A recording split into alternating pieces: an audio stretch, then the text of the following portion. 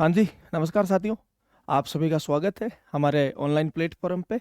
और आज की जो कक्षा है उसमें हम जो अपना राजपूताने का गौरवमय इतिहास रहा था, राजस्थान का गौरवमय इतिहास और उसके कौन-कौन से प्रमुख राजवंश थे, कौन-कौन सी डायनेस्टी थी और उनके ऊपर कौन-कौन सी रियासतें थी, कौन-कौन से रियासतों पे कौन-कौन से राजवंशों का राज था, इसके लिए अपन अच्छे से डिस्कस करने वाले हैं।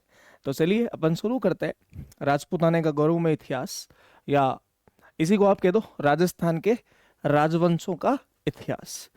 साथियों, जो राजवंशों का इतिहास है उसे राजस्थान के इतिहास की श्रृंखला में मध्यकालीन इतिहास में रखा गया है। जो राजस्थान की मिडेवल हिस्ट्री है, जैसे हम हिस्ट्री को थोड़ा यूं सुनियोजित तरीके से पढ़ने के लिए, जहां हम तीन भागों में उसे विभाजित करते हैं, प्राचीन, मध्यकालीन और आधुनिक। आधुनिक के अलग होते हैं 11 टॉपिक, प्राचीन के 4-5 टॉपिक है, और इधर अपने राजवंशों का। तो राजवंशों का जो इतिहास है वो मध्यकालीन इतिहास का भाग है। अब देखिएगा, ये शुरू करने से पहले मैं आपको इसमें कुछ चीजें करवा देता हूं। कौन कौन सी? कि अपना जो राजपूताना था यानी जो अपना राजस्थान था, उसमें कौन कौन सी रियासतें थी, उस समय का मैप क्या था। खैर अभी तो अपने 50 तो जिले हो गए, और उस समय का जो मैप है और जो अभी का मैप है उसमें थोड़ा बहुत अंतर है, यूं 19-20 ज्यादा नहीं है। क्योंकि पहले राजपूताने में कुछ बाहर की रियासतें, जैसे गुजरात का भी कुछ भाग था जो राजपूताने का पार्ट था, कुछ अपने एमपी का भाग था जो राजपूताने का पार्ट था, कुछ हरियाणा का भी भाग था जो अपने राजपूताने का पार्ट था। लेकिन जब कई समितियों द्वारा सर्वेक्षण करने के बाद जब अपने राज्य बने थे, तो मुख्य आधार तो माना गया था भाषा को, लैंग्वेज को। और भाषा के साथ साथ में और भी कई पहलू देखे गए थे, जैसे खान पान क्या है, रीति रिवाज क्या है, संस्कार क्या है। और उन चीजों को मद्देनजर रखते हुए अपना मानचित्र बना था हर राज्य का, जो है राजस्थान का। तो इसमें देखिएगा आप, जो ये अपना राजपूताना था उसके ऊपर में तो इधर पंजाब था, ये पाकिस्तान वाला जो बेल्ट है यहाँ पे आपके सिंध आ गया, यहाँ पे एक रियासत अमरकोट जो अपन कहते हैं भी, सोडा वंश की रियासत जो भी पाकिस्तान के अंदर चली गई। और यहाँ देखिएगा लिखा हुआ भी कि पश्चिमी भारत के जो देसी राज्य थे या देसी रियासतें थी उनके बारे में बताया हुआ ये। ठीक है, इधर आपका ग्वालियर राज्य आ गया, और ये इधर मथुरा वाला पार्ट आ गया। हरियाणा का ये जो हिसार है, रोहतक है, गुड़गांव है, ये पूरा मैप है। इससे आप समझ लो, देखो यहाँ पे ये रही अपनी एक रियासत जोधपुर या मारवाड़ जिसे अपन कहते हैं। ठीक है, यहाँ मारवाड़ आ गया, ये यहाँ पे अपने जैसलमेर आ गई, ये बीकानेर आ गया, ये यहाँ पे अलवर, ये ढूंढाड़ जयपुर के दो, ये करौली है, यहाँ पे धौलपुर है, यहाँ पे भरतपुर है, यहाँ पे बूंदी है, यहाँ पे कोटा है, इधर आपका झालावाड़ है, और इधर बांसवाड़ा, डूंगरपुर, ये प्रतापगढ़, ये उदयपुर, ये सिरोही, और ये बीच में आपको दिख रहा है अजमेर मेरवाड़ा। इस प्रकार की साथियों राजस्थान में कुल 19 रियासतें थी। टोटल देशी रियासतों की संख्या कितनी थी? 19। और जैसे इधर भी एक मैप है, इसको भी आप समझ लो। ये जैसलमेर एक रियासत, ये अपना बीकानेर है ना, ये अपना जोधपुर, ये खैर नागौर इसके अंदर ही आता था। ये आपके हो गया मेवाड़, इधर बता रखा है देखो, मारवाड़ के अंदर ये आता था, मेवाड़ के अंदर ये आ रहा है। ये है यहाँ पे लिखा हुआ गोडवाड़, तो गोडवाड़ में ये जालोर और सिरोही वाला कुछ पार्ट आ गया। इधर दे रखा वागड़, तो वागड़ में डूंगरपुर बांसवाड़ा, हाडोती, हाडोती के अंदर कोटा, बूंदी, बारा, झालावाड़ वाला। इधर दे रखा है ढूंढाड़, तो ढूंढाड़ में ये वाला है। इधर दे रखा मेवात तो मेवात में अपना अलवर, भरतपुर और नए वाले जिलों में इधर डीग आ जाएगा। और ऊपर आ गया अपना शेखावाटी।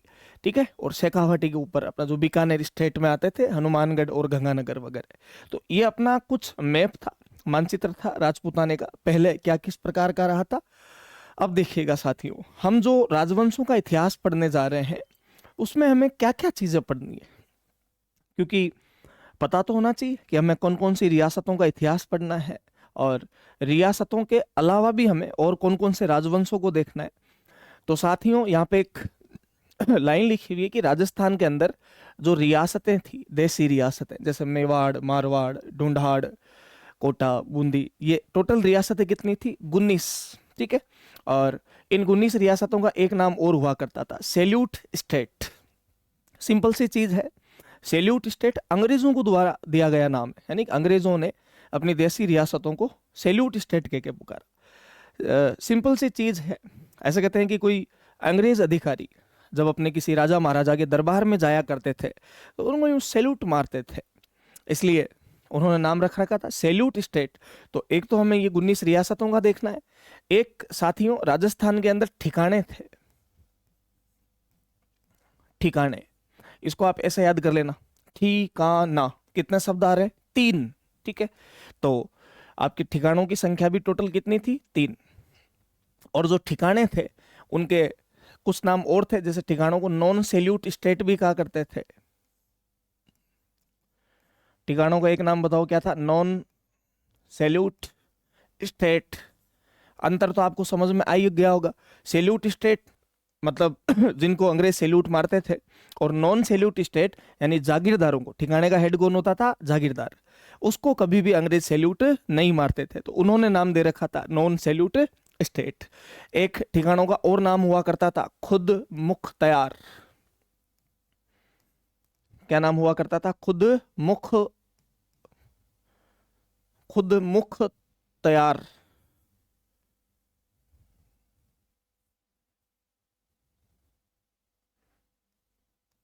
है ना?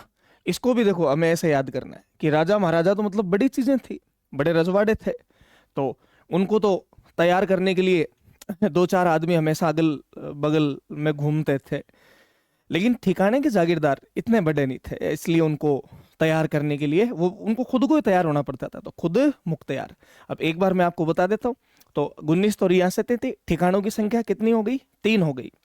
और साथियों अपने यहाँ पे एक केंद्र शासित प्रदेश था। एक क्या था?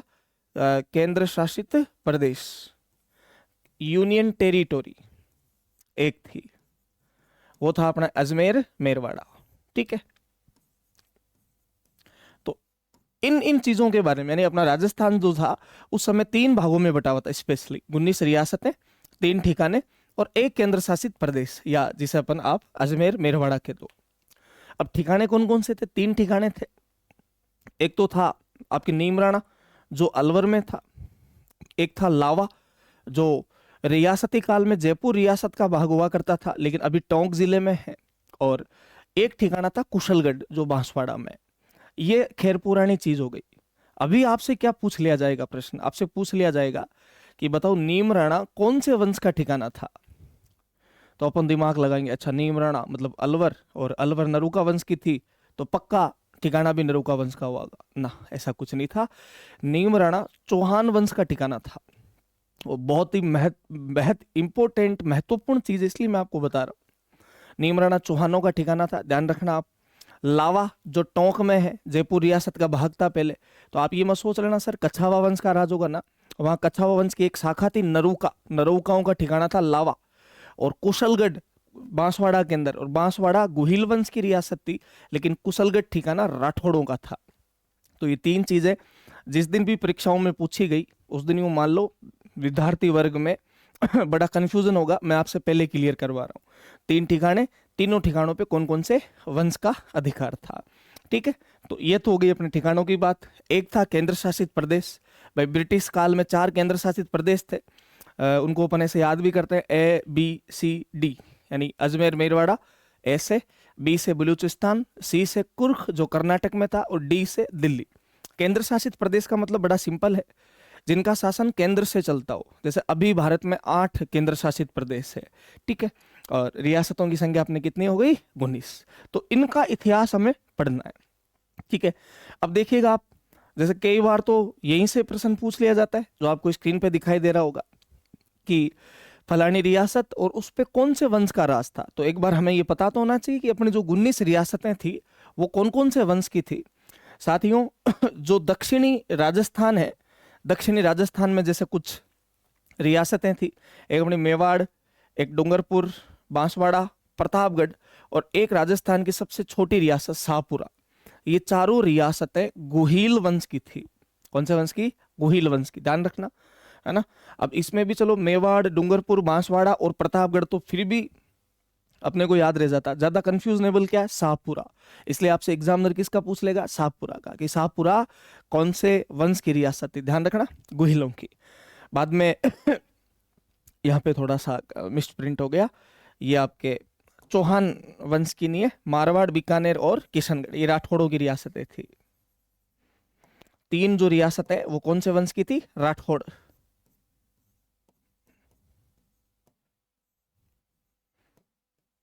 इनमें भी सबसे प्राचीन जो है वो तो मारवाड़ थी, जोधपुर जिसे कहते हैं अपन। फिर जोधपुर से टूट के अलग हुआ था बीकानेर, और जोधपुर से टूट के किशनगढ़। एक एक अपन देख लेंगे कब क्या स्थापना हुई थी, किस राजा ने की थी। ये तीन राठौड़ वंश कहते हैं। मुझे आज भी पता है, एक बार प्रश्न पूछ लिया गया था परीक्षा में कि किशनगढ़ कौन से वंश की रियासत है। और अब मारवाड़ और बीकानेर का तो चलो एक लंबा चौड़ा इतिहास रहा है, इसलिए अपन जब पढ़ते हैं तो हमें स्पष्ट हो जाता है कि ठीक है, मारवाड़ और बीकानेर राठौड़ वंश की रियासत है। लेकिन किशनगढ़ की तो हिस्ट्री आज तक नहीं पढ़ाई गई है ही नहीं भाई, छोटी छोटी सी हिस्ट्री है। एक बनी ठनी के टाइम अपन जरूर सावन सिंह को पढ़ते, तो एग्जामिनर ने पूछ लिया था एक बार, और कई बच्चों का ये गलत भी हुआ था। तो किशनगढ़ भी राठौड़ वंश की रियासत थी। भरतपुर और धौलपुर ये साथियों जाट वंश की रियासतें थी ना। देखिएगा अपन इस मानचित्र में देखा भी था, ये यहाँ पे अपना भरतपुर और धौलपुर वाला इलाका है। जैसे ये तो यहाँ पे भरतपुर, ये यहाँ पे धौलपुर। ठीक है। जयपुर जो है वो कछवाहा वंश की रियासत है। अलवर इसी कछवाहा वंश की एक ब्रांच थी, नरूका। और नरूकाओं ने कहाँ पे राज किया था? अलवर पे। टोंक मुस्लिम पढ़ते हैं अपन, राजस्थान की एकमात्र मुस्लिम रियासत टोंक हो गई। बूंदी, सबसे पहले बूंदी, बूंदी से टूट के अलग हुआ कोटा। और फिर अंग्रेजों के समय ये कोटा जो है वो दिनों दिन शक्तिशाली हो रहा था, और अंग्रेज चाहते नहीं थे कि कोई रियासत या कोई राजा इतना शक्तिशाली हो कि कल ने अपने जीवन में कोई कोकत हो जाए या अपन उससे अच्छे से लड़ नहीं पाए। इसलिए अंग्रेजों ने कोटा का डिवाइडेशन कर दिया। 1838 में राजस्थान की अंतिम रियासत बनती है झालावाड़। तो ये तीनों ही कौन से वंश की थी? हाड़ा वंश की। हाड़ा चौहान थे अपने। और यहां से देखो, आप अगर एक चीज और ध्यान रखना चाहो तो मारवाड़ रियासत का एक नाम और मिलता है, नवकुटी। अब पूछ ले राजस्थान की किस रियासत का ये नाम हुआ करता था? नवकुटी। तो वो भी कौन सी है? मारवाड़। आगे चलो, जैसलमेर पे भाटी थे। भाटी मतलब यदुवंशी अपने आप को ये कहते हैं। जैसे इनका जो छत्र है जैसलमेर के राज्य का, आगे अपन जब जैसलमेर की हिस्ट्री पढ़ेंगे तो मैं आपको बाकायदा पूरा दिखाऊंगा। भगवान श्री कृष्णा के वंशज मानते हैं भगवान श्री कृष्ण के, इसलिए यदुवंशी भाटी है। करौली में भी यदुवंशी है, लेकिन वो जो क्षेत्रीय राज करते हैं उनका नाम है जादौन। कौन सा राजवंश? जादौन। और सिरोही पे देवड़ा चौहान। तो साथियों सिंपल सी ये 19 रियासत है, इनकी हमें हिस्ट्री पढ़नी है। अब आप कहोगे सर अगर 19 रियासतों का इतिहास हम पढ़ने बैठे तो साला हम खुद का इतिहास भूल जाएंगे। इसलिए ज्यादातर जो परीक्षाओं में पूछे जाते हैं मेनली या तो मेवाड़ की हिस्ट्री में से क्वेश्चन, और मेवाड़ की हिस्ट्री में से भी 4-5 राजा है जिनके बार बार पूछे जाते हैं। मैं आपको बता दूंगा, उनको अच्छे से देख लेना। उसके बाद में आऊं तो नो डाउट मारवाड़, जोधपुर का भी स्वर्णिम इतिहास रहा है, इसके भी कुछ 2-5 राजा मैं आपको बता दूंगा। बीकानेर में भी अच्छे से पढ़ना है, 2-5 राजा है। उसके बाद मैं वो जयपुर पे, जयपुर में जरूर 7-8 राजा जिनके बारे में हमें अच्छे से पढ़ना है। तो ये 4 रियासतें तो मेन हो गई, जयपुर, मेवाड़, मारवाड़ और बीकानेर। अगर इनके बाद में देखा जाए तो जैसलमेर का भी कुछ इतिहास है अच्छा खासा, कोटा बूंदी का भी, सिरोही में कुछ, झालावाड़ में कुछ नहीं पढ़ेंगे, सिरोही का भी ठीक है। और थोड़ा बहुत भरतपुर धौलपुर का, क्योंकि 18वीं शताब्दी के मध्यकालीन चरण में तो ये स्थापित हुई थी भरतपुर धौलपुर। तो इस प्रकार हमें एक विश्लेषणात्मक तरीके से राजवंशों को पढ़ना है। चलिए शुरू करते हैं अपन। सबसे पहले मेवाड़ रियासत का इतिहास। मेवाड़ रियासत का इतिहास मैं आपको क्यों पढ़ा रहा हूं उसका एक रीजन बता दूं।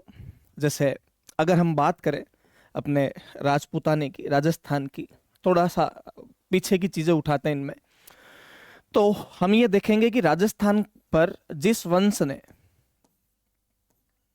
सबसे पहले राज किया था वो एक वंश था गुर्जर प्रतिहार। बताओ कौन सा राजवंश? गुर्जर प्रतिहार वंश। और इन गुर्जर प्रतिहारों की राजस्थान में 2 केंद्र बिंदु हुआ करते थे। मतलब गुर्जर प्रतिहारों की राजधानी कह दो आप, या ये भी कह सकते हैं कि गुर्जर प्रतिहार 2 जगहों से बिलोंग करते थे। कहां से? एक तो मंडोर, हम आगे पढ़ेंगे मंडोर के गुर्जर प्रतिहार, और एक पढ़ते हैं भीनमाल के गुर्जर प्रतिहार। तो राजस्थान पर राज करने वाला जो सबसे पहला राजवंश था वो गुर्जर प्रतिहार था।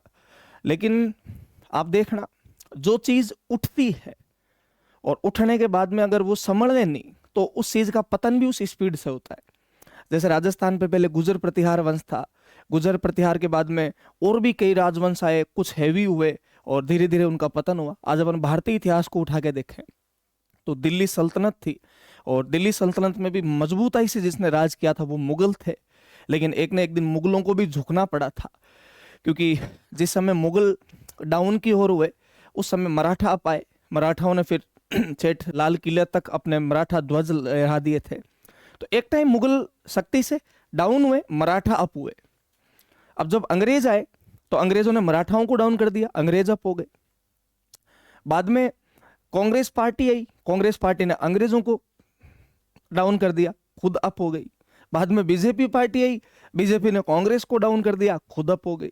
अब और भी कोई पार्टी आएगी जो बीजेपी को भी डाउन कर देगी, खुद अप चल जाएगी। तो ये साथियों प्रकृति का नियम है, जो चीज उठी है वो गिरी भी है, जिस चीज का निर्माण हुआ है उसका पतन भी होना है। तो मैं आपको सबसे पहले मेवाड़ रियासत का इतिहास क्यों पढ़ा रहा हूं। ऐसा माना जाता है कि राजस्थान की एकमात्र रियासत जिसने कंटिन्यू एक ही क्षेत्र पर 1947 तक राज किया था और जिसकी स्थापना सबसे पहले हुई हो। जैसे हम पढ़ेंगे कि एक राजा थे, राजा गुहिल, उन्होंने लगभग 566 ईस्वी में 566 ईस्वी में मेवाड़ रियासत की स्थापना की थी। तो 566 से लेके 1947 तक इन्होंने एक ही क्षेत्र पर अच्छे से राज किया था, इसलिए मेवाड़ की हिस्ट्री साथियों सबसे पहले पढ़ रहे हैं। हालांकि अपन पढ़ेंगे सारे, चौहान है, अजमेर के चौहान है, रणथंभौर, जालोर, ठीक है, और गुर्जर प्रतिहार वंश, लेकिन मेवाड़ की हिस्ट्री सबसे पहले पढ़ते हैं। चलिए, मेवाड़ पर जिस वंश ने राज किया था वो कौन सा राजवंश था? गुहिल वंश, या इसी को आप गुहिलोत वंश कह दो, या इसी को आप कह दो सिसोदिया वंश। यहां से एक कंफ्यूजन मैं आपका अभी से दूर कर देता हूं। देखो वो क्या है भाई, गुहिल वंश या गुहिलोत वंश तो क्यों हुआ कि इस वंश में जो पहला राजा हुआ था, इस वंश का जो पहला राजा हुआ था उसका नाम था राजा गुहिल। इसलिए राजा गुहिल के नाम पर जो ये वंश चलता है, और उस वंश का नाम क्या होता है? गुहिल वंश या गुहिलोत वंश। लेकिन जो गुहिल वंश की शाखा थी उन्होंने रावल रतन सिंह तक राज किया था। रतन सिंह कौन से? रानी पद्मिनी वाले पति। अलाउद्दीन खिलजी ने अटैक किया था 1303 में और चित्तौड़ को छीन लिया था। फिर वापस सिसोदा गांव उदयपुर में, जो 1303 में से कुछ सरदार बच गए थे उस शाखे में, वो सिसोदा गांव उदयपुर जाके और वापस अपना मजबूत संगठन बनाते हैं। और एक अरी सिंह का पुत्र होता है हमीर, वो हमीर वापस चित्तौड़गढ़ को जीतता है। अब हमीर सिसोदा गांव से आया था, इसलिए हमीर ने एक नई गोत्र शुरू कर दी, सिसोदिया। तो है तो ये एक ही, गुहिल और सिसोदिया एक ही है, लेकिन गुहिल क्यों कहते हैं, सिसोदिया क्यों कहते हैं, ये ध्यान रखना। क्योंकि आप देखना अक्सर जो अपनी गोत्र होती है या अपनी जो जाति होती है वो या तो अपने वंश का जो मूल पुरुष है जिसने स्थापना की उसके नाम पे होगी, या फिर जिस गांव से अपन बिलोंग करते हैं। आप देखना कई जने अपने नाम के पीछे जो सरनेम यूज लेते हैं वो गांव का नाम यूज लेते हैं, और वो आगे चलते धीरे धीरे धीरे उनकी गोत्र बन जाती है। तो इस प्रकार गुहिल वंश या सिसोदिया वंश। अब यहाँ पे इस वंश की कुछ विशेषताएं लिखी हुई है। जैसे संसार का सबसे प्राचीन राजवंश माना जाता है। आपसे पूछ ले कि संसार का सबसे प्राचीन राजवंश जिसने इतने लंबे समय तक एक ही क्षेत्र पर राज किया था, तो वो कौन सा था? अपना मेवाड़, गुहिल वंश। ठीक है। अब साथियों यहाँ से जैसे ये जो स्लाइड है इसके लिए अपने को कुछ चीजें समझनी है। अगर हम बात करें अपनी यहाँ पे मानव की उत्पत्ति की पृथ्वी पर, तो सबसे पहले हम पढ़ते हैं पाषाण काल, है ना, जिस काल में सब कुछ पत्थरों का था, भाटों का था। आदि मानव भाई साहब थे और इधर से इधर भाटे फेंकते, कभी तीतर के पीछे फेंका, कभी खरगोश के पीछे फेंका, यूं पहिए वैयन उनके जो हथियार थे, कुल्हाड़ियां, सब भाटे की थी। इसलिए हमने इस काल को नाम दिया पाषाण काल। और आदि मानव थोड़ा सा यूं सिस्टमेटिक तरीके से नहीं रहता था, सभ्य तरीके से नहीं रहता था, इसलिए हम इसको सभ्यता नाम नहीं देते। भारत में सबसे पहले हमें जहां से मानव के सभ्य तरीके से रहने के साक्ष्य प्राप्त होते हैं वो है सिंधु सभ्यता, इसीलिए हमने इसको नाम दिया सिंधु सभ्यता। और सिंधु सभ्यता का भी पतन हो जाता है। हम पढ़ते हैं कि 2300 ईसा पूर्वी से 1750 ईसा पूर्व तक सिंधु सभ्यता थी। फिर इसका पतन हुआ और आर्य आए, आर्यों ने वेदों की रचना की, इसलिए हमने इसको नाम दिया वैदिक सभ्यता। वैदिक सभ्यता जिसका समय 1500 ईसा पूर्व से 600 ईसा पूर्व तक रहा था। और साथियों, जो वैदिक सभ्यता का अंतिम चरण था, है ना, आप उसको कह सकते हो उत्तर वैदिक काल। वैदिक सभ्यता का कौन सा चरण? अंतिम चरण। और उसे हम क्या नाम दे सकते हैं? उत्तर वैदिक काल।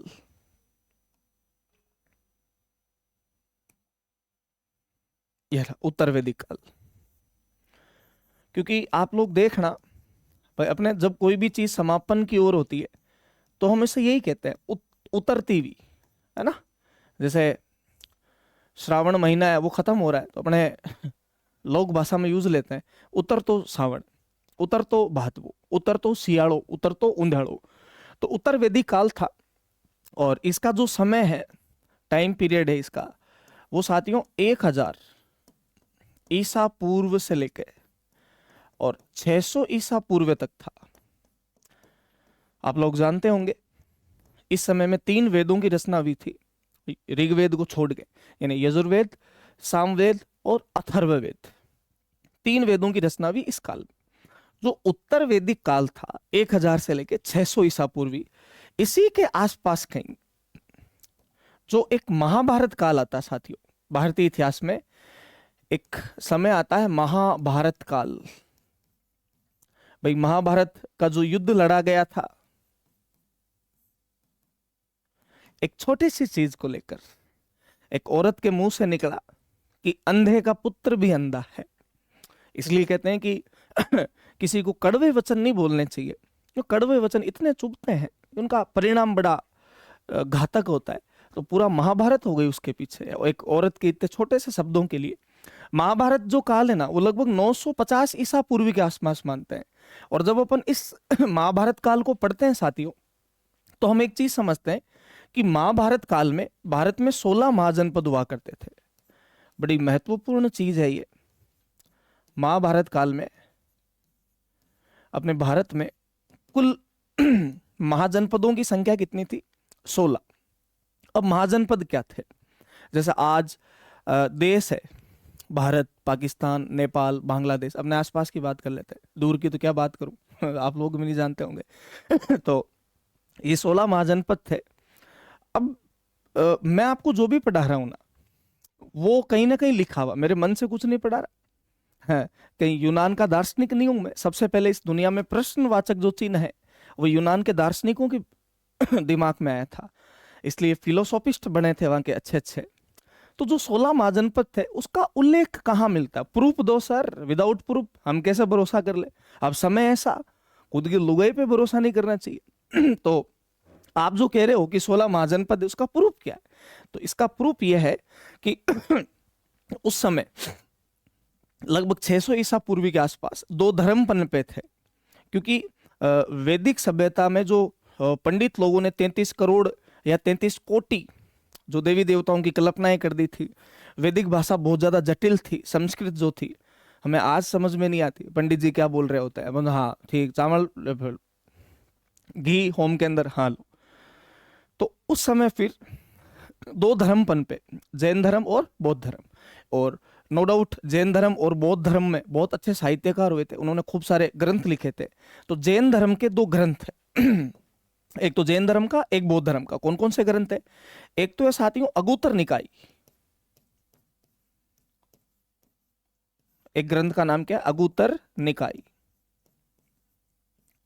और एक ग्रंथ है भगवती सूत्र। अगुत्तर निकाय और भगवती सूत्र। ये भगवती सूत्र जैन धर्म का है और अगुत्तर निकाय अपने बौद्ध धर्म का है। तो इन दोनों ग्रंथों में ये लिखा हुआ है कि महाभारत काल में भारत में कितने महाजनपद थे? 16। ठीक है, तो आपसे कोई पूछ ही ले कि अपने महाजनपदों की संख्या कितनी थी? 16। कौन कौन से ग्रंथों के अनुसार? तो अगुत्तर निकाय और भगवती सूत्र। लेकिन अब अपने काम की चीज क्या है? अपने राजस्थान में भी एक महाजनपद हुआ करता था, अपने अलवर, भरतपुर, धौलपुर, करौली और जयपुर ग्रामीण में विराटनगर वाला इलाका। जैसे हम मत्स्य महाजनपद कहते थे। महाजनपद का मतलब जहाँ पे खूब सारे लोग रहते हो, और उनसे छोटी जो इकाई थी वो थे जनपद। क्या थी? जनपद। अब मैं अगर बात करूं मेवाड़ वाले फील्ड की, तो साथियों जहां पे आज अपना मेवाड़ है, मेवाड़ मतलब दक्षिणी राजस्थान का वह हिस्सा जिसमें उदयपुर, चित्तौड़, राजसमंद, कुछ भाग भीलवाड़ा का, कुछ भाग नए वाले जिले का सेलुम्बर का, और प्रतापगढ़, ये जिले आपस में मिलते थे तो एक रियासत बनती थी मेवाड़।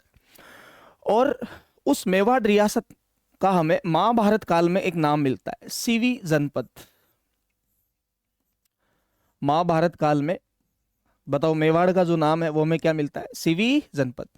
देखो आप इन चीजों को पूरी को समझना, फिर अपने काम का क्या है वो अपने पॉइंट लिखे हैं, मैं आपको बता दूंगा, लेकिन समझना अच्छे से कि महाभारत काल था, 16 महाजनपद थे, उसका प्रूफ यहाँ पे।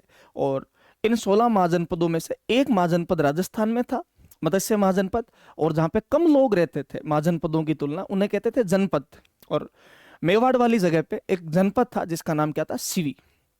अब आप साथियों देखना, जितने भी उस समय जनपद हुआ करते थे उनका नाम अक्सर जाति के नाम पे हुआ करता था। तो यहां पर भी कोई एक जाति हुई होगी, सीवी। ऐसा कहते हैं कि जब सिकंदर ने सिकंदर का अपने भारत पे आक्रमण हुआ था, मगध पे, जिस समय वहां के राजा घनानंद थे, तो सिकंदर किधर से आया था? उत्तरी भारत से आया था। जब उसने अटैक किया, या सिकंदर के आक्रमण का जब खतरा बढ़ा, तो जो सतलज नदी बहती है अपने पंजाब के अंदर, उसके आसपास कुछ जातियां निवास करती थी, जिनमें योद्धई, सीवी, ये कुछ जातियां थी। और वो सिकंदर के आक्रमण से डर के और राजस्थान की तरफ आ गई थी। तो योद्धई जो जाति थी वो तो अपने गंगानगर हनुमानगढ़ वाले बेल्ट में बस गई, इसलिए हमने उसको नाम दिया था योद्धई क्षेत्र। आज भी कहते हैं अपन गंगानगर हनुमानगढ़ को योद्धई क्षेत्र कहते हैं। इसके युद्ध जीवी लोग रहते थे वहां पे। और एक जाति थी सीवी, वो सीवी जाति आके और अपने दक्षिणी राजस्थान में बस गई थी। तो सीवी जाति के रहने के कारण इस जगह का नाम क्या पड़ा था? सीवी जनपद पड़ा था। अब ऐसे कहते हैं कि जो सीवी जनपद है, इसकी एक राजधानी भी हुआ करती थी। भाई प्रशासन चलाने के लिए, राज्य चलाने के लिए कैपिटल तो जरूरी है, और उस राजधानी का नाम हुआ करता था माध्यमिका। राजधानी का नाम बताओ क्या था? माध्यमिका। हमें आज भी इसके प्राचीनतम अवशेष मिलते हैं माध्यमिका के। और साथियों जो माध्यमिका है उसे हम अभी कहते हैं नगरी। वर्तमान में इस माध्यमिका को किस नाम से जाना जाता है? नगरी के नाम से। और ये नगरी कहां पे? तो चित्तौड़ में। बताओ नगरी कहां पे? चित्तौड़ में।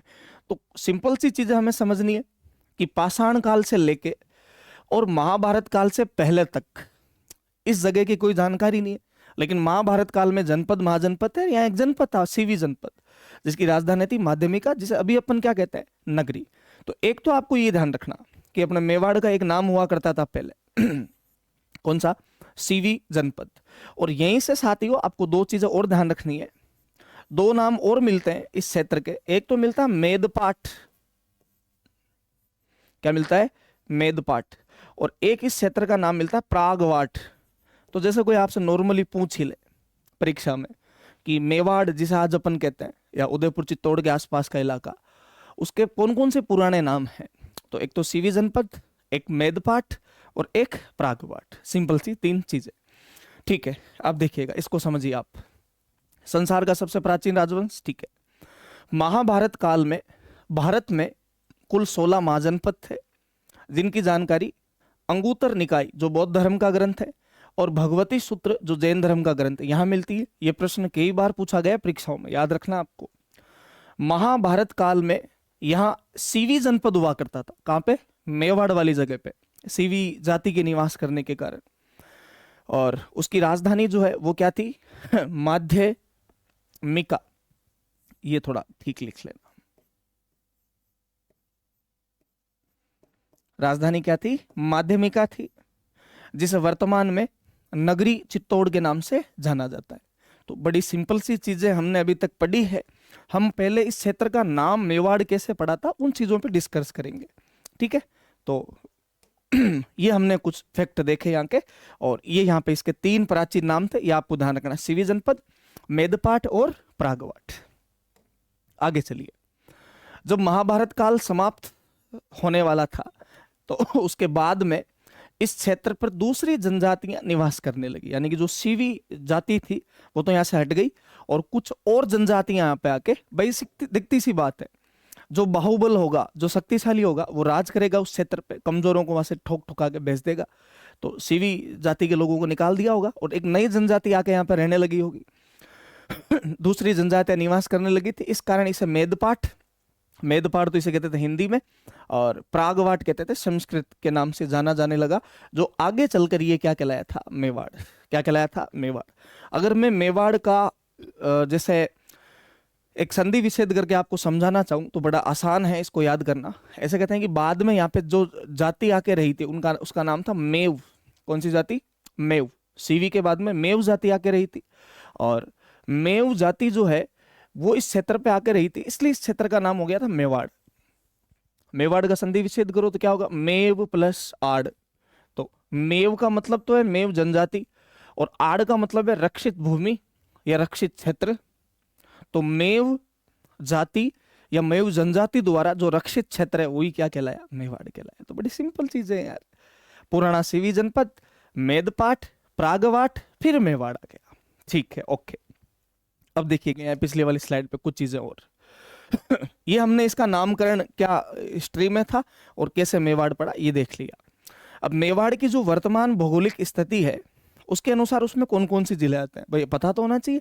ये सर आप मेवाड़ मेवाड़ करते इस पूरे चैप्टर में 20-25 घंटों तक हमारा माथा खाओगे, तो हमें बताओ तो सर मेवाड़ किधर है।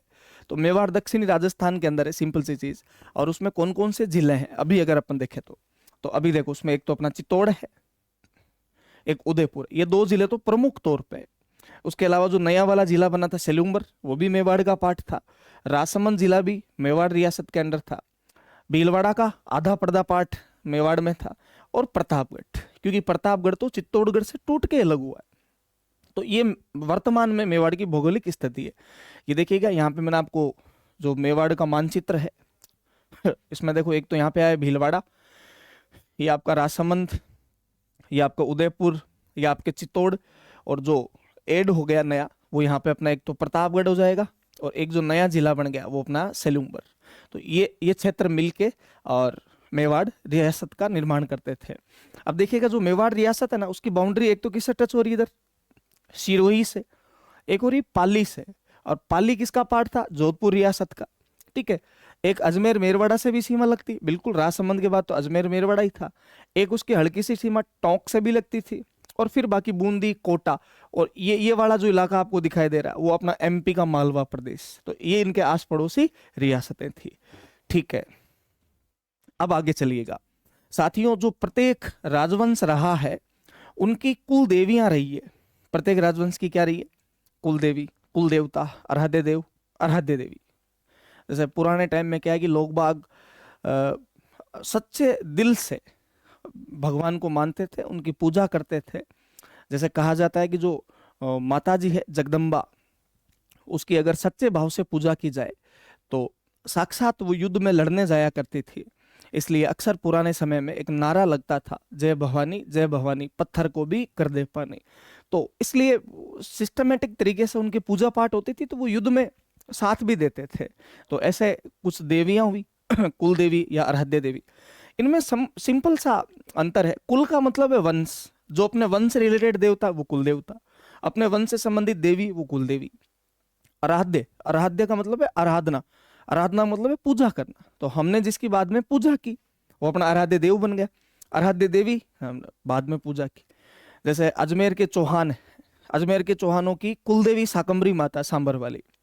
लेकिन अजमेर के एक राजा थे पृथ्वीराज चौहान तृतीय, वो चामुंडा माता की आराधना करते थे, इसलिए उनकी चामुंडा माता आराध्य देवी थी। तो ये आपको ध्यान रखना है कि मेवाड़ के गुहिल वंश के कुल देवता कौन है, तो एकलिंगनाथ जी। कौन है, एकलिंगनाथ जी। एकलिंगनाथ जी का जो मंदिर है वो कहाँ पे है, कैलाशपुरी, नागदा, उदयपुर, यानी उदयपुर के पास में एक जगह है नागदा, और वहां पे एकलिंगनाथ जी भगवान अपने भोलेनाथ का मंदिर है। इसलिए इस जगह का नाम क्या पड़ गया, कैलाशपुरी, क्योंकि कैलाश पर्वत पे विराजते हैं वो। और हम मेवाड़ की हिस्ट्री पढ़ेंगे हम, या कई कवियों द्वारा जो दोहे यूज लिए गए उनमें आपको एकलिंगनाथ जी के दीवान के रूप में मेवाड़ के महाराणा संबोधित करते हुए मिलेंगे। मेवाड़ वाले जो राजा थे वो मेवाड़ का वास्तविक राजा एकलिंग नाथ जी को मानते थे और खुद को उनका दीवान मानते थे। जैसे एक दोहा है, जब अकबर 1567-68 के आक्रमण के समय जब चित्तौड़गढ़ को घेर के बैठा था और उसे मालूम हुआ कि उदय सिंह तो गढ़ के अंदर है नहीं, वो मेड़ता वाले जयमल मेड़तिया को सौंप के गए। तो अकबर जयमल मेड़तिया से बातचीत करने की कोशिश करता है कि रब मैं तुझे जो है वापस तेरे को एक तेरा राज्य दे दूंगा मेड़ता के आसपास वाला, और तेरा तो है ही नहीं है गढ़, तो एक काम कर तू मुझे दे दे। तो जयमल मेड़तिया बदले में कहता है गढ़ मारो मैं हूं धनी असुर की आड़। है गढ़ मारो यानी कि गढ़ मेरा है, मैं हूं धनी, इसका धनी का मतलब मालिक मैं हूं। असुर की आड़, इसमें असुरता की बात कहां आ गई। कूचा चित्रकूट री दीदी मन दीवान। कूचा का मतलब है चाबी, चित्रकूट का मतलब चित्तौड़, दीदी मन दीवान, दीवान का मतलब है उदय सिंह, और महाराणा उदय सिंह एकलिंग नाथ जी के क्या है, दीवान है।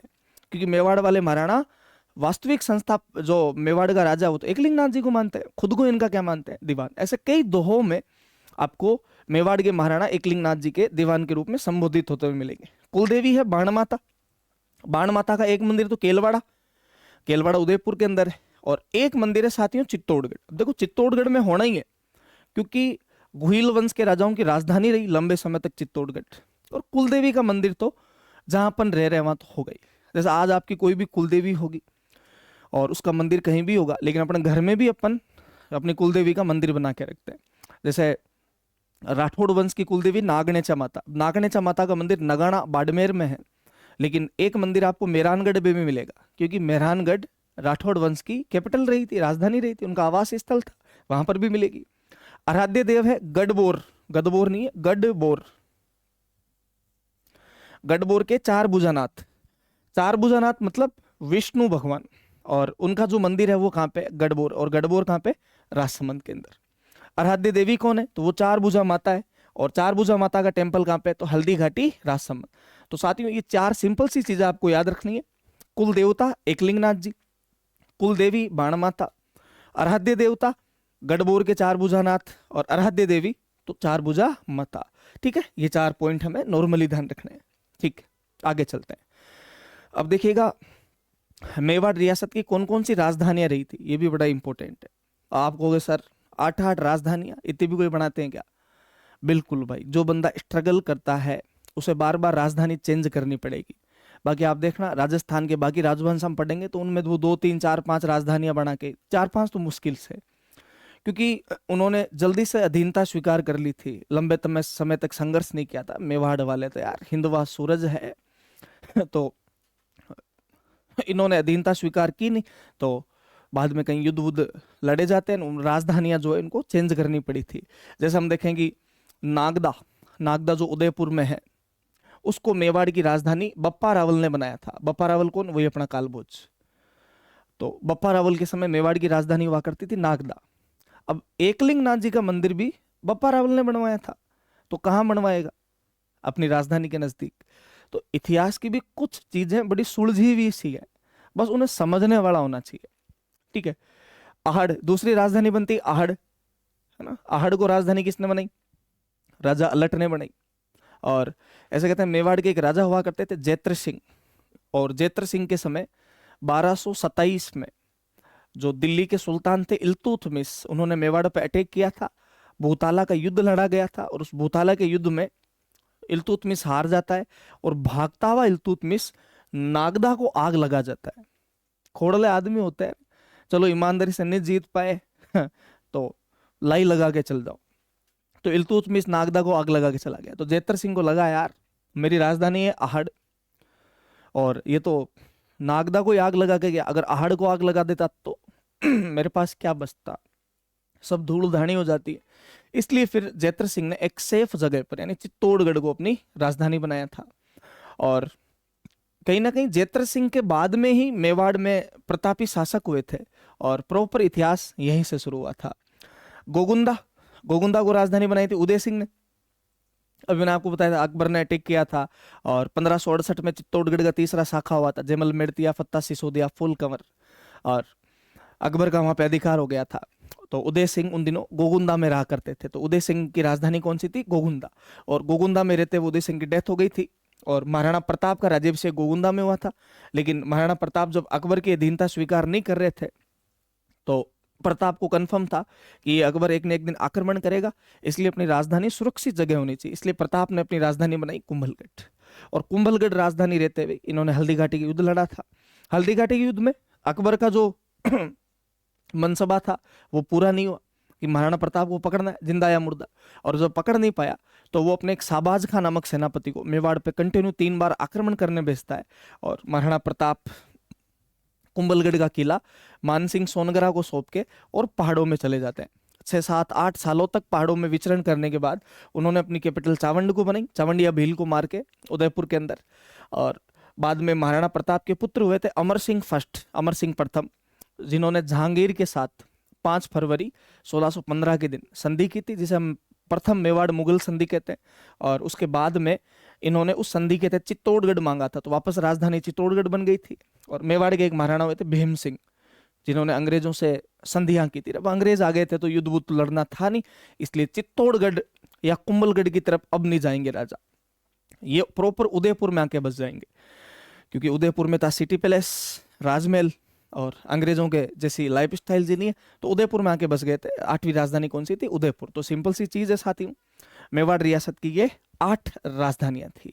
चलिए अब देखो एक चीज भाई, आप नॉर्मली अपने जीवन में भी देखना, जैसे आज कोई आदमी है तो जो बेटा होता है वही बाद में बाप बनता है, और जो बाप होता है वही बाद में दादा बनता है। ऐसा तो नहीं सीधा बेटे से दादा बन गया। या अपन एक अक्सर डायलॉग मारते हैं कि बहू भी कभी बेटी थी, पहले बेटी थी तभी तो वो बहू बनी थी बाद में। तो जब गुहिल वंश के राजा इस क्षेत्र पे अधिकार करने की सोच रहे थे तो उन दिनों राजस्थान में डंका बजता था गुर्जर प्रतिहारों का। मैंने आपको बताया था कि सबसे पहले जिस वंश ने राज किया था वो कौन से थे? गुर्जर प्रतिहार। गुर्जर प्रतिहारों का डंका बजता था। और अब आप राजस्थान में नए नए आए हो तो भाई साहब हुक्म हुक्म करके तो चलना ही पड़ेगा, हाथ तो जोड़ने पड़ेंगे गुर्जर प्रतिहारों को। और पहले जो अपने अंडर रह के काम करते थे उनको अपन सामंत कहते थे। तो जो गुहिल वंश के राजा थे, अपने गुहिल जो है वो प्रारंभ में गुर्जर प्रतिहारों के सामंत थे, ये ध्यान रखना आप। किंतु 11वीं शताब्दी में गुर्जर प्रतिहार नरेश हुए, जिनका नाम था विजयपाल। उनके समय गुहिलों ने अपनी स्वतंत्रता घोषित कर ली थी।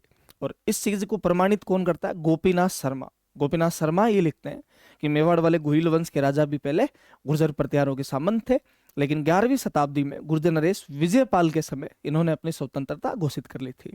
हम आगे पढ़ेंगे कि चौहान जो थे अजमेर वाले, वो भी पहले गुर्जर प्रतिहारों के सामंत थे। तो अपने राजस्थान की हिस्ट्री के माई बाप अपने गुर्जर प्रतिहार थे। उसके बाद में साथियों जब बहुत बड़ा राजवंश हुआ तो अलग अलग इतिहासकारों ने इनके ऊपर स्टडी की, इनके अलग अलग मत आए। जैसे कि मोहनोत नैणसी राजस्थान के अबुल फजल, आगे बताऊंगा मैं आपको इनके बारे में पूरा। मोहनोत नैणसी और एक अपने राजस्थान के इतिहासकार हुए कर्नल जेम्स टॉट। अपने राजस्थान हिस्ट्री के माई बाप यही है, माता पिता यही है। 4.5 साल ही रहते राजस्थान में, फिर भी लिख गए, खूब ही लिख गए। कुछ टांके तो ऊंधे सुंदे बिढ़ा गए। बाद में वो तो गौरी शंकर हीराचंद ओझा ने अजमेर में बैठ के उनको ठीक किया था। हाँ, पर प्रयास तो किया इस बंदे ने, और इसने प्रयास किया तभी उसके आधार पे जो लिखने में आसानी रही थी हिस्ट्री को। तो कर्नल जेम्स टोड के अनुसार राजस्थान में गुहिलों की कुल 24 शाखाएं थी। कितनी? 24। ध्यान रखना, आपसे पूछ लिया जाएगा कि मोहनोत नैणसी और कर्नल जेम्स टोड के अनुसार गुहिलों की कितनी शाखाएं थी? 24। उन शाखाओं ने कहां पे राज किया? तो एक तो अपने मेवाड़, जैसे गुहिल वंश था ही। पहले अपन राजस्थान की बात कर लेते हैं। तो मेवाड़, डूंगरपुर, बांसवाड़ा, प्रतापगढ़ और शाहपुरा, 5 तो अपने राजस्थान के अंदर ही हो गई। यहाँ पे ये लाइन काट देना आप, राजस्थान, राजस्थान नहीं पूरे भारत के अंदर। एक महाराष्ट्र जो है वहां पर भी गुर्जर प्रतिहारों का राज था। ऐसा कहते हैं कि जो शिवाजी थे वो भी कहीं ना कहीं गुहिलों का राज था। शिवाजी जो थे वो कहीं ना कहीं गुहिल वंश से नाता रखते थे। और उसकी प्रमाणिकता हमें तब पता चलती है जब चित्तौड़गढ़ में तुलजा भवानी का मंदिर है। और तुलजा भवानी मेवाड़ के गुहिल शिवाजी की कुलदेवी है वो। तो इससे पता लगता है पक्का शिवाजी का संबंध भी यहाँ से रहा होगा। नेपाल, छोटी छोटी आंखों वाले नेपाली। तो ऐसा कहते हैं कि जो मेवाड़ के एक राजा हुए थे समर सिंह, समर सिंह के दो बेटे थे, रावल रतन सिंह और एक हुआ था कुंभकर्ण।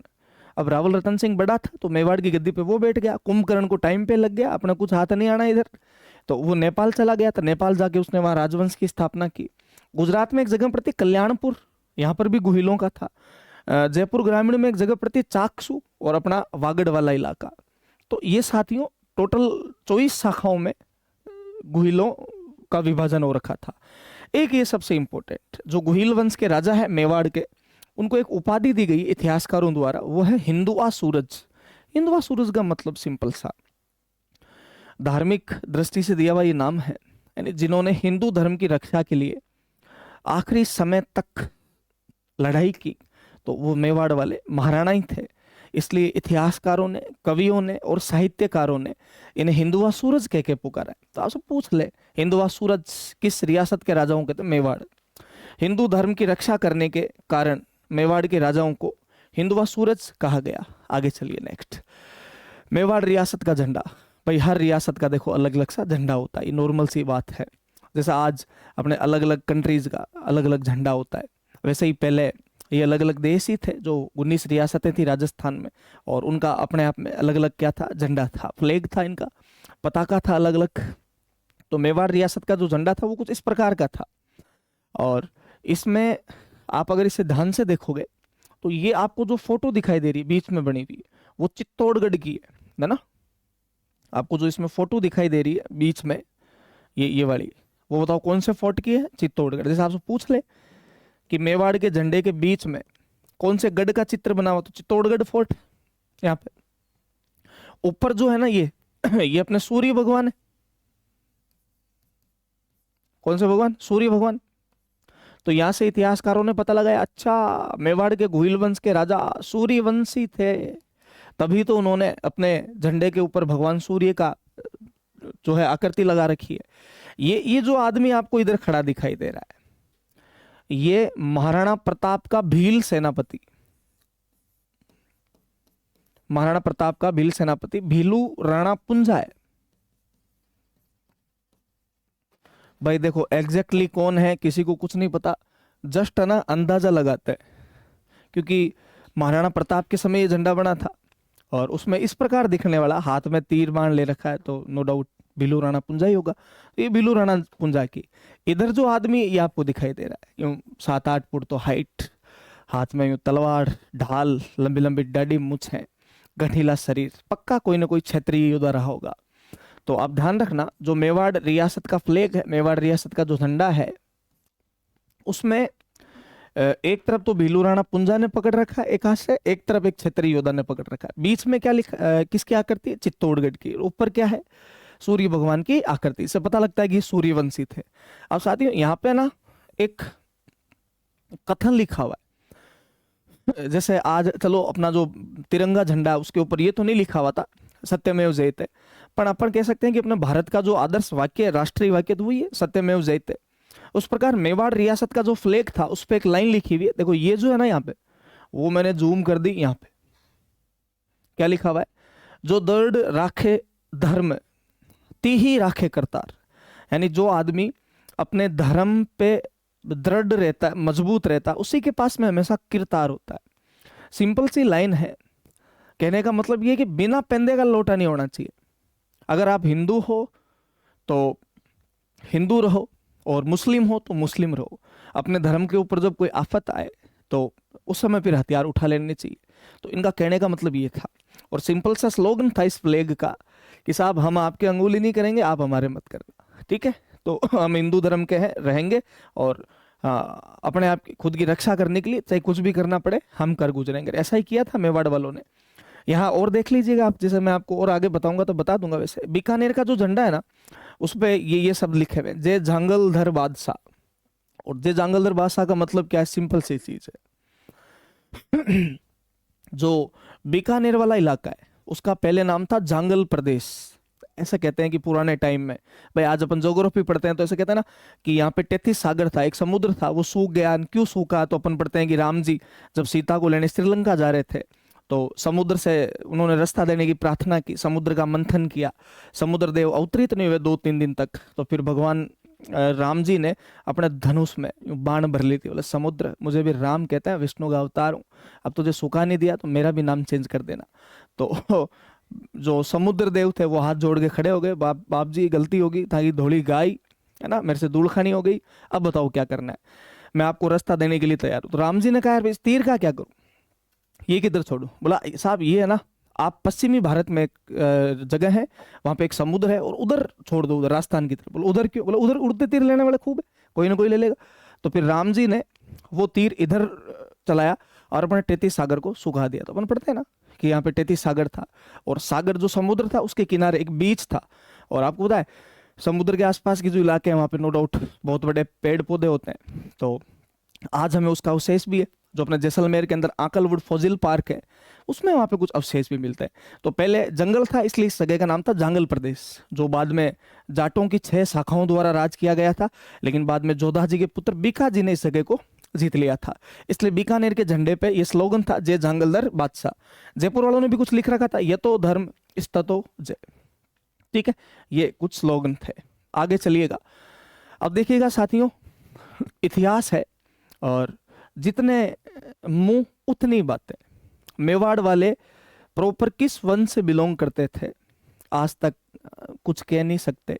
जो जो हिस्टोरियन हुए, जो जो इतिहासकार हुए, उन्होंने अपने अपने मत रखे, अपने को उनको देखना है हल्का हल्का सा। ठीक है, गुहिल वंश की उत्पत्ति को लेकर इतिहासकारों के मतभेद, यानी कि कौन थे, कहां से बिलोंग करते थे।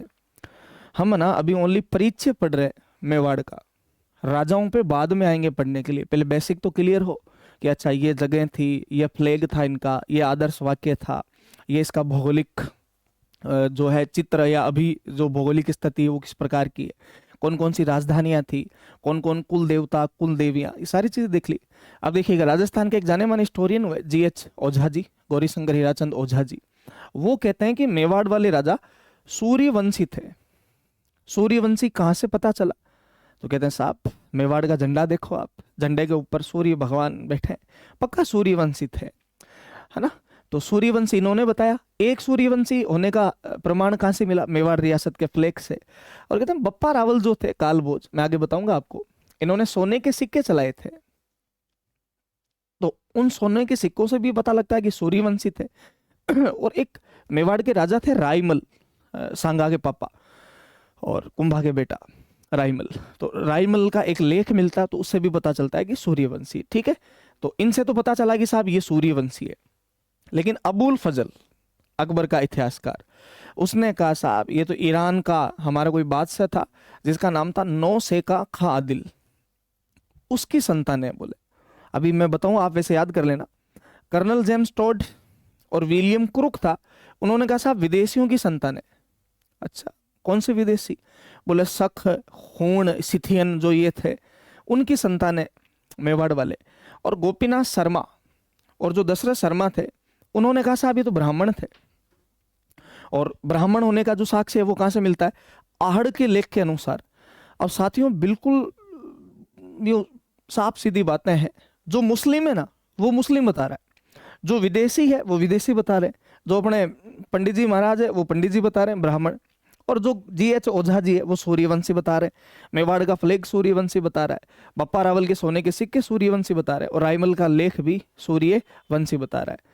ठीक है, तो ये जो ब्राह्मणों का मत है वो क्या है, एक बार देखिएगा आप, कि अपन देखते हैं कि मेवाड़ के राजा थे शिलादित्य, है ना, पहले जो मेवाड़ के संस्थापक थे शिलादित्य। अब शिलादित्य का जन्म कैसे हुआ, इसको लेके यूं थोड़ी सी एक किंवदंती सी बनी हुई है। वो किंवदंती क्या है, ऐसा कहते हैं कि गुजरात में एक जगह पड़ती है वल्लभी नगर, और वहां पे एक पंडित जी थे, पंडित जी के एक कुंवारी लड़की थी, और पंडित जी ने अपनी लड़की को एक गुरु मंत्र दिया था भगवान सूर्य का, कि देख जब भी तू किसी प्रॉब्लम में हो तो ये मंत्र उच्चारण करना, सूर्य भगवान अवतरित होंगे और तेरी रक्षा करेंगे। हाँ ध्यान रहे अगर तूने इस मंत्र का दुरुपयोग किया तो उसका नुकसान भी भोगना पड़ सकता है। उस टाइम तो जो पंडित जी की लड़की थी उसने कहा ओके पापा। बाद में उसने बैठ के सोचा यार पापा के पास ऐसी चीज, तो आज तक खुद तो इतना मान नहीं बन पाए। और एक दिन उसने जो वो सूर्य मंत्र था उसका मंथन किया तो सूर्य भगवान अवतरित हुए, और सूर्य भगवान का जो तेज था उससे वो पंडित जी की लड़की प्रेग्नेंट हो गई, गर्भवती हो गई। अब पंडित जी ने सोचा यार शादी नहीं हुई, और अच्छा शादी हो रखी थी पहले, और वो अपने ससुराल गई थी और उसी दिन उसके हस्बैंड की डेथ हो गई थी, विधवा थी। तो पंडित जी ने सोचा विधवा औरत गर्भवती है, कलंक लग जाएगा, इसलिए फिर उस अपनी बेटी को उन्होंने, वो जो वल्लभी नगर के राजा थे उनके वहां पे भिजवा दिया था, और उसकी खोख से एक लड़का पैदा हुआ था। वो लड़का अपनी मम्मी से बार बार पूछता था कि माँ, मुझे टाबर स्कूल में जब मैं पढ़ने जाता हूँ मेरे दोस्त पूछते हैं कि पापा का नाम क्या, क्या बताऊँ, आधार कार्ड में भी नाम खाली जो कॉलम छोड़ रखा है, तो मुझे आप पापा का नाम बताओ। एक दिन कुछ ज्यादा ही परेशान करने लगा, तो सूर्य भगवान खुद अवतरित हुए, और सूर्य भगवान ने कहा आई एम योर फादर, मैं आप जो है तेरा पिता हूँ। तो कहा पापा, पापा जो है वो टाबरों के लिए कुछ करते हैं, आपने मेरे लिए क्या किया? तो फिर सूर्य भगवान ने कहा, बोले मैं तेरे लिए ऐसा करूंगा कि तू याद रखेगा, बाकी किसी के पापा ने नहीं किया होगा। क्या? बोले कोई कुआं है, उस कुएं के पास में जाके और तू मुझे याद करना, वहां से एक रथ निकलेगा, एक घोड़े निकलेगा वहां से, और उन घोड़ों रथ के ऊपर जब तू बैठ के जाएगा तुझे दुनिया का कोई राजा नहीं हरा पाएगा, साक्षात इंद्र भगवान आ जाएंगे वो भी नहीं हरा पाएंगे। ठीक है?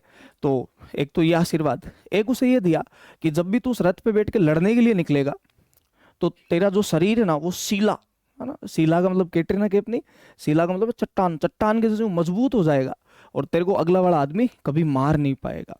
तो इस प्रकार वो जो सीला जैसा शरीर था, इसलिए वो शिलादित्य हो गया था, वो मेवाड़ का राजा था। तो कहते हैं साहब वो तो ब्राह्मणों की कोख से पैदा हुआ था। तो ये गोपीनाथ शर्मा, दशरथ शर्मा कहते हैं कि ब्राह्मण थे। ठीक है? अब देखिएगा हल्की सी चीज आप यहाँ से समझने की कोशिश कीजिए। यहाँ लिखा हुआ भगवान राम के पुत्र थे लव, और लव के जो वंशज है वो मेवाड़ के घुइल वंश के शासक थे। जब भगवान राम जी के दो पुत्र थे, लव कुश, कुश वाले कछावा अपने ढूंढाड़ वाले, और लव के जो वंशज थे ना वो कौन थे? घुइल वंश वाले। अब एक चीज आप समझने की कोशिश कीजिएगा, भगवान राम जी जो थे उनकी राजधानी कौन सी थी? अयोध्या, जैसे आज अपन कहते हैं अवध।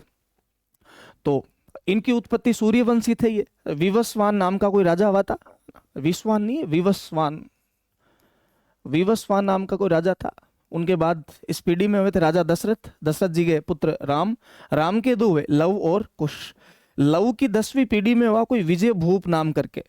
ठीक है? और ऐसे कहते हैं कि लव ने ना एक नगर बसाया था अपने नाम से, जिसको लोट कोट या लोहे कोट कहते थे, आज अपन उसे लाहौर कहते हैं, पाकिस्तान के अंदर चला गया। तो लाहौर में थे ये विजय भूप जी। लेकिन विजय भूप जो था ना, इसने अपनी कैपिटल बना ली थी वल्लभी नगर को, और वल्लभी नगर कहाँ पे? गुजरात में। इस विजय भूप की 6ठी पीढ़ी में कौन पैदा हुआ था? शिलादित्य। ये वही शिलादित्य जो राजा गुहिल के पापा है। ठीक है? तो यहां से हमें यूं थोड़ी ऐतिहासिक जानकारी मिलती है। आगे चलिए, राजा गुहिल, ये मेवाड़ के गुहिल वंश के मूल पुरुष, आदि पुरुष या संस्थापक। मूल पुरुष का मतलब है जो अपनी स्थापना करता हो, आदि पुरुष का मतलब भी वही है, और संस्थापक का मतलब ये। जैसा आज योग को इस दुनिया में जन्म किसने दिया? भगवान शिव ने, इसलिए अपन कहते हैं आदि योग, यानी योग के संस्थापक कौन? भगवान शिव जी। गुहिल के पापा कौन? शिलादित्य, अभी बताया था, वही वाले शिलादित्य।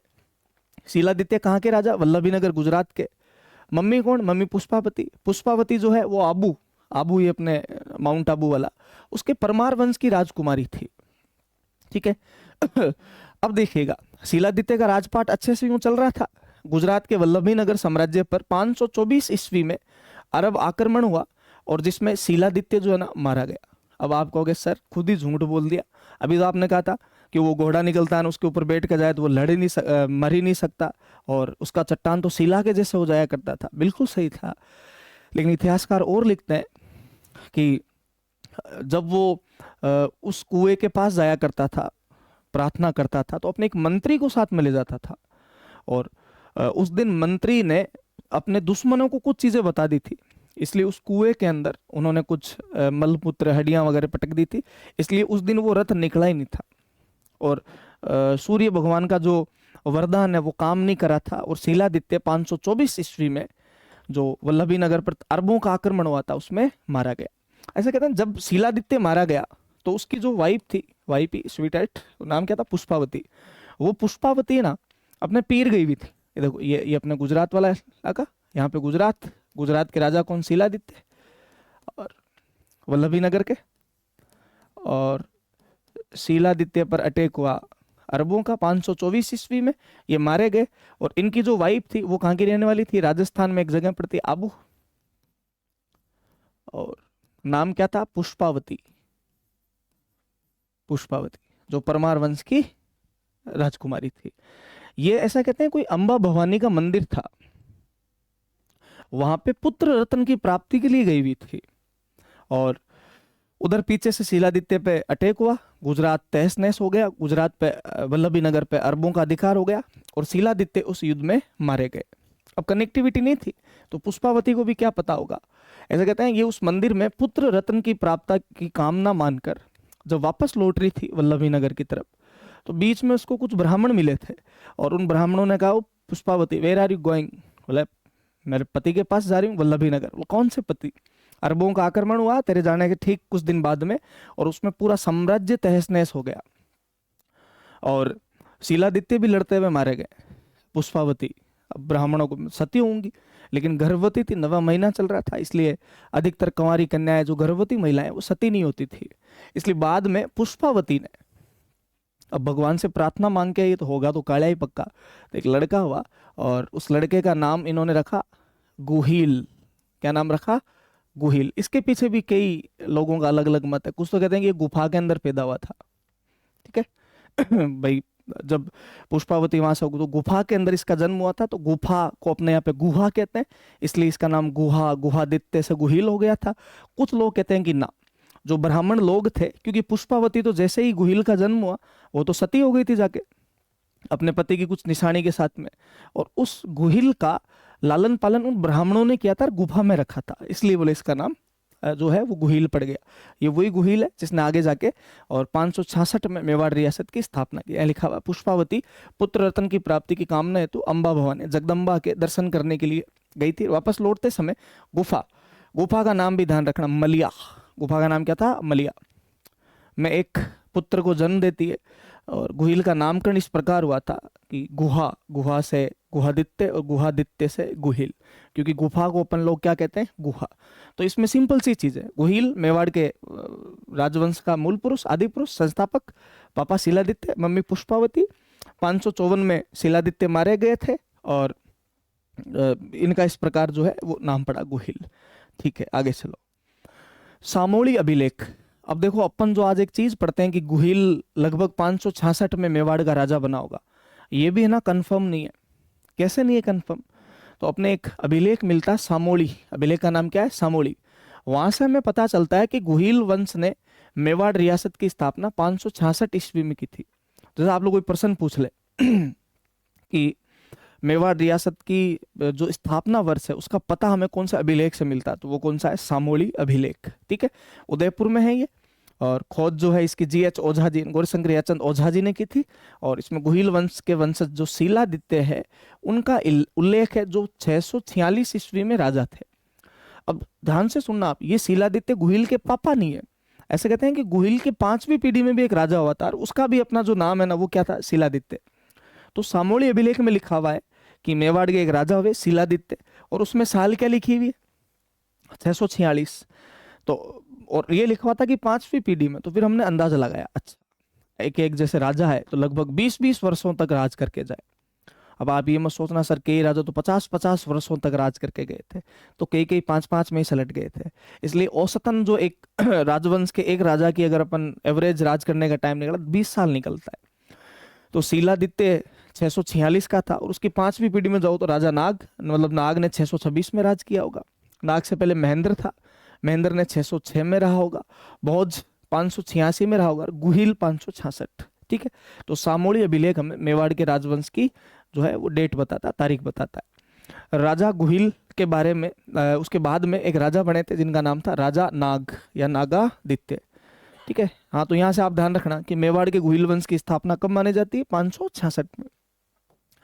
राजा नाग या नागादित्य, राजा नाग ने अपने नाम से उदयपुर में एक शहर बसाया। शहर का नाम बताओ क्या था, नागदा। हम पढ़ते हैं ना कि मेवाड़ की पहली राजधानी थी नागदा, बप्पा रावल ने बनाया था। और नागदा के पास में कैलाशपुरी में एकलिंगनाथ जी का मंदिर है। तो वो नागदा शहर किसने बनाया था, बसाया था, राजा नाग ने, जिसका प्राचीन नाम क्या हुआ करता था, नागदह। आज हम जिसे नागदा कहते हैं, पहले से नागदह कहा करते थे। और इस नागदा में एक मंदिर है साथियों, सास बहू का मंदिर, या इसका नाम एक और मिलता है सहस्त्र बाहु का मंदिर, जो नागदा उदयपुर में।